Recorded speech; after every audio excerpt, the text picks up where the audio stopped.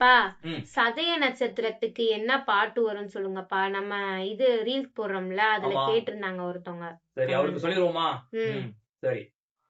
பாடல் எண் 26 அபிராமி அந்தாதியில 26வது பாட்டு எடுத்து நீ படி. ஆ. அதுதான் சதய நட்சத்திரத்துக்கு உண்டான பாடல். படி பாப்போம்.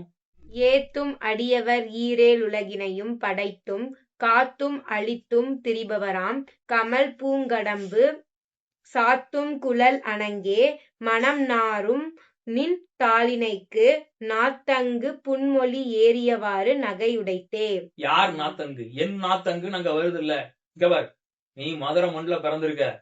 இந்த மதுரைக்கு ஒரு பேர் இருக்கு தெரியுமா உனக்கு? இந்த மதுரைக்கு ஒரு சிறப்பு பெயர் இருக்கு. கடம்பவனம்னு பேரு.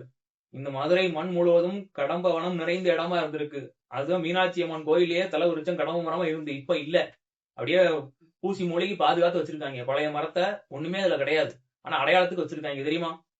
மதுரை மண்ணுல பிறந்தவங்களுக்கு எல்லாம் இது ரொம்ப முக்கியமான ஒரு பாட்டு. எல்லாரும் கேட்டுக்கணும். சரியா? இது சதய நட்சத்திரத்துக்கு உண்டான பாட்டு. இது எப்படி படிக்கும் தெரியுமா?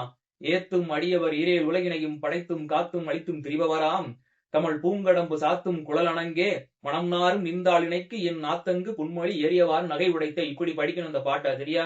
நீ இப்ப குழந்தை நிலையில இருந்து பாடுற, தப்பு கிடையாது. ஆனால் அந்த உணர்வுபூர்வமா படிக்கணும். இல்லைன்னா அபிராமி அந்தாதி படிக்கிறதுல எந்த அர்த்தமும் கிடையாது. அவரு உணர்ந்து பாடினாரு. நம்மளும் உணர்ந்து அவரை மாதிரி பின்பற்றி போகணும். சரியா?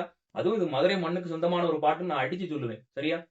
கடம்பம் அப்படின்னு சொல்லக்கூடியது ஒரு மரம். கடம்ப மரம் இருக்கு.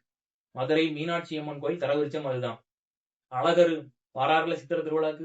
அழகருக்கு பிடிச்ச மலர் இதுதான் தெரியுமா? அழகர் கோயில் திருவிழால தான் அவ்வளவு கடம்ப மலர்ல அழகருக்கு மாலை அப்படி போடுவாங்க. கடம்ப பூ வந்து அப்படி வாசம் வீசும். அதுதான் இங்க சொல்லியிருக்கு.